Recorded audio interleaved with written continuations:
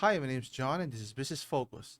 In today's video, we'll be talking about sports, in particular NBA news that has happened recently this past week in terms of the blockbuster trade that involved the Phoenix Suns as well as the Washington Wizards, wherein the Washington Wizards sent Bradley Beal to Phoenix Suns to have that three-headed monster, and then sending back Chris Paul's atrocious contract now to Washington Wizards, which then later then was traded again without him ever playing a single minute or single second. Traded to Golden State for Jordan Poole. So it was a big, interesting trade that happened recently. Question is, did it benefit to all teams involved here? So we'll take a closer look here.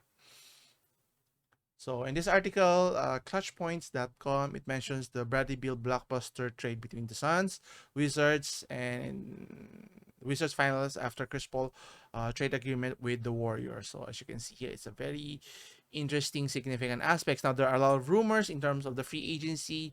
I will not delve too much into that, but we'll take a look at who are the potential free agents that teams should be looking at and what the players should be for future videos. So stay tuned for that part. But for this one, so let's see here. So obviously, I was surprised when Phoenix pulled the trigger in terms of trying to acquire a third string player. I won't say third string player, but a former All-Star to be the third banana in the tandem of Devin Booker as well as what do you call this as Kevin Durant. So let's take a look at their team situation, financial moving forward.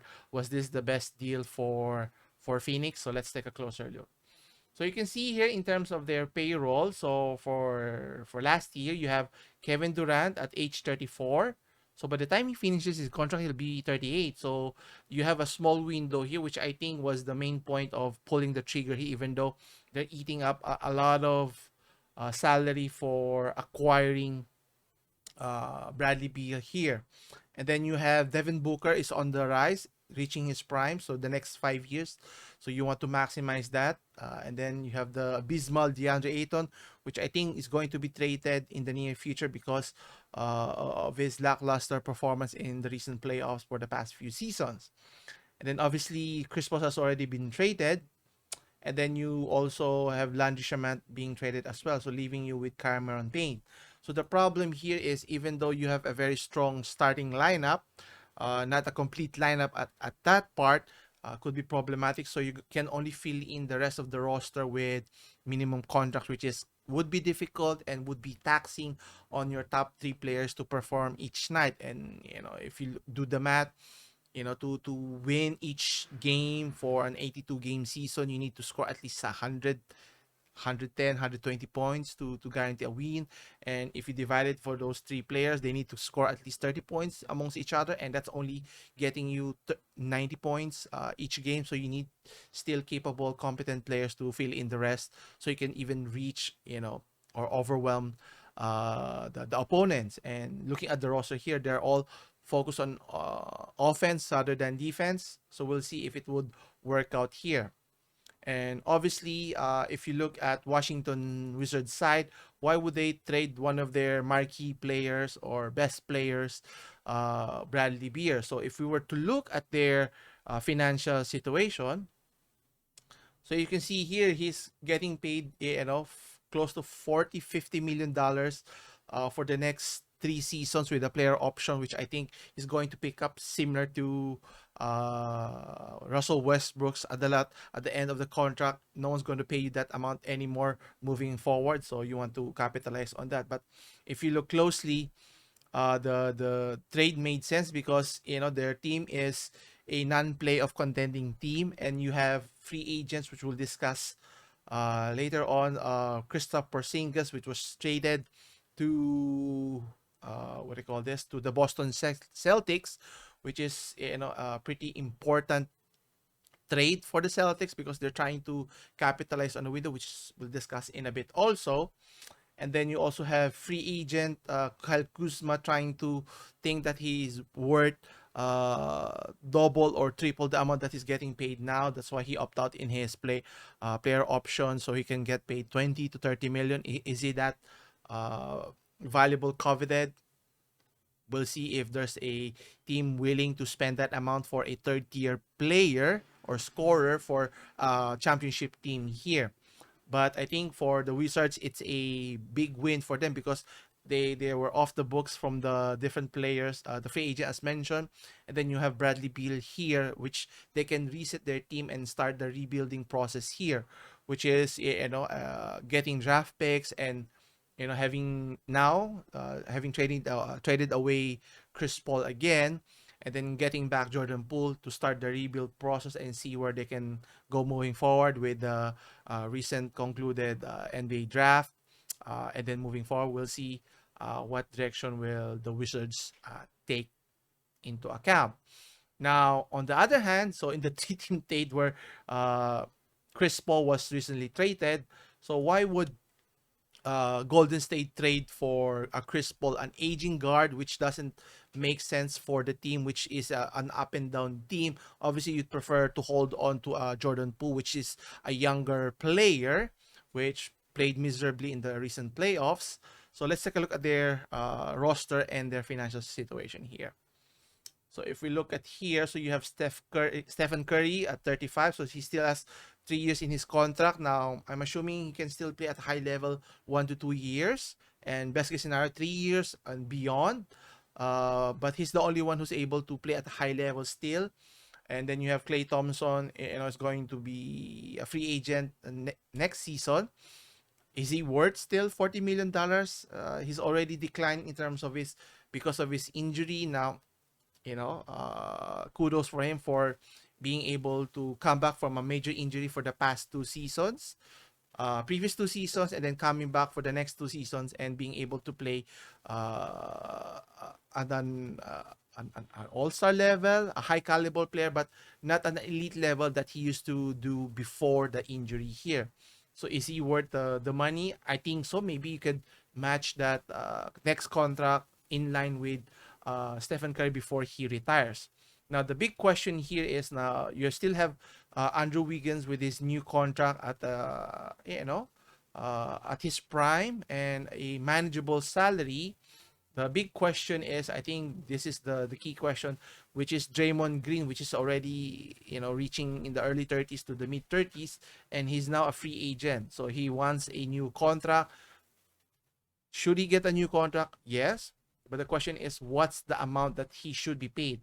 Should he be paid in the 30s to 40s range millions of dollars? I don't think so for a player that's, he may be a good defender, but he doesn't score enough points to help the team. He does help with setting up, being a point forward, setting up the Splash Brothers here. So let's look at his statistics here. Looking at the numbers here, so you can see here in the past season 2022 to 23, he's only he for the past 5 years he haven't even scored in double digits for several years already, and his peak is during the peak days of the Golden State here, where he averaged just a little over 10 points. Highest he got is during 2015-16, where he scored 14 points that season. And you're going to pay $30 million for that player. Now, obviously, defense is the key staple of Draymond Green, but what else does he bring into the table? And let's look here. Does he rebound, double-digit rebounds every game? So you can see he only rebounds 7 rebounds per game. I mean, Dennis Rodman could do a better job, with that aspects here. Now, obviously, he's not a great passer, but in terms of defense and rebound, at least you get something for his troubles here. And he's a very integral part during the Chicago Bulls run or the last dance with Michael Jordan. So the question here, is he worth the money that he's going to ask in the free agency here? We'll keep you updated in terms of if it's worth it. I think based on the trade that they did with Jordan Poole, I think they're going to pay him, hopefully not a significant amount. I think it should be in line with Steph Curry's contract. I think that would make sense, so that By the time Steph Curry reaches his last year, or when he decide to retire, hopefully the trio is still together of Stephen Curry, Klay Thompson, as well as Draymond Green. Question is, will they still be able to win one more championship before Stephen Curry retires?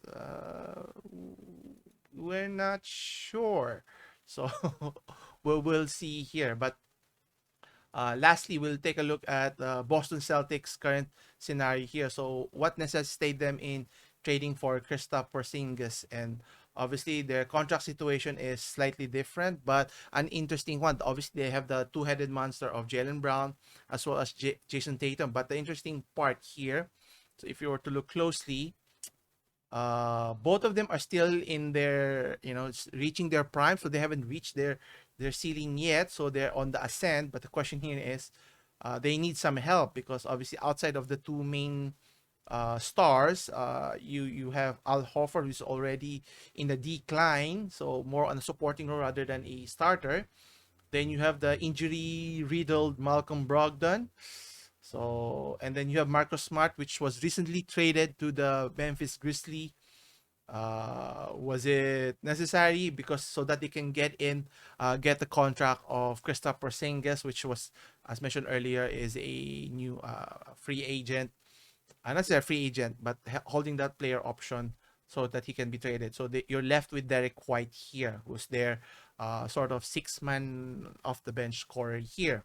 So they're strong at the wing depth, but the question is, their inside presence is lackluster, to say the least, with Al Horford here. So I think they pulled the trigger in acquiring Kristaps Porzingis, even though he's a big man who likes to shoot the three-point shot, could complement well with the duo here. And obviously, as mentioned here, Jaylen Brown's contract is going to be up by next season, and there have been reports or news that he might not re-sign with the Boston Celtics, which is reasonable because of how Boston has treated former players who did their best to support the team, with the likes of Isaiah Thomas, and then when he got injured, he was just booted away without any compensation. He could have gotten a max contract that season, but he played through an injury, which is a big misnomer, which he missed out on that opportunity. But that's a situation maybe that's lingering with Jaylen Brown, because maybe he wants to have his own team. I think Atlanta Hawks was mentioned here.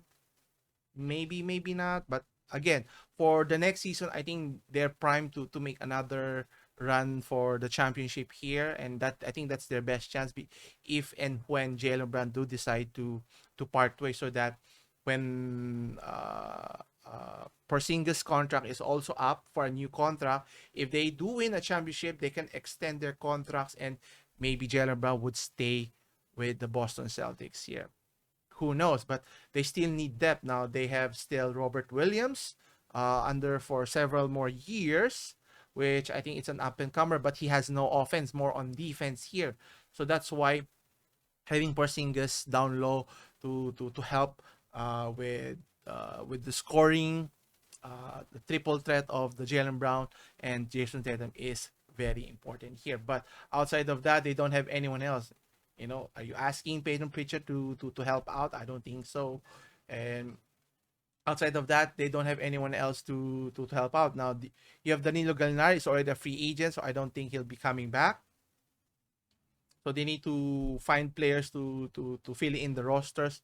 So it's getting punitive in terms of paying a lot of money for your key stars or your superstars at that, and just filling it with what do you call this, with minimum contracts here, which is what we're waiting now, is the next domino effect. With the recent draft that has concluded, what's going to happen with Damian Lillard is Miami Heat now pushing now to be able to trade for him, which is, I think it's going to be a big deal and going to make them even a contender, favorites to come out of the East.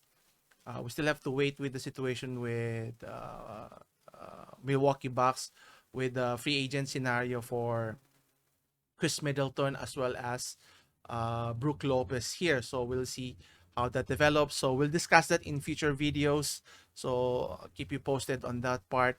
Leave your comments down below if you think that the trades that happen is beneficial for the different teams here. I think the Washington Wizards was on the right here, being able to trade away the Albatross contract and is able to restart over, because obviously signing, they shouldn't have signed that Bradley Beal to that long contract, knowing that he's at best a secondary or even third tier player in a championship team, because if he's not your lead guard or lead scorer, whether it's a LeBron James style, a Luka Doncic, or Jokic, or even like a Stephen Curry.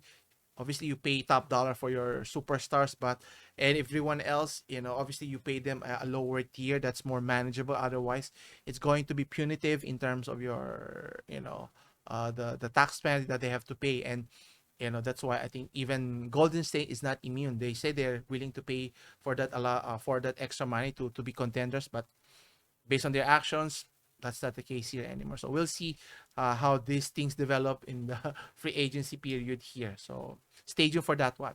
And then that's it for this week. Come back again on Monday for more Monday checklist. As always, I'll see you in the next one. Take care.